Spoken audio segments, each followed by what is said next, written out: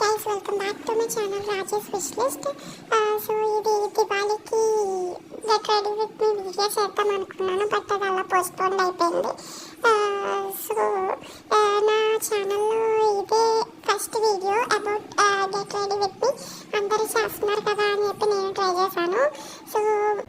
So first నేను ఇక్కడ నా మేకప్ వచ్చి చూపిస్తున్నాను. యాక్చువల్లీ నా యూట్యూబ్ ఛానల్లో ఫస్ట్ వీడియో మేకప్ పౌచ్ గురించి చేశాను.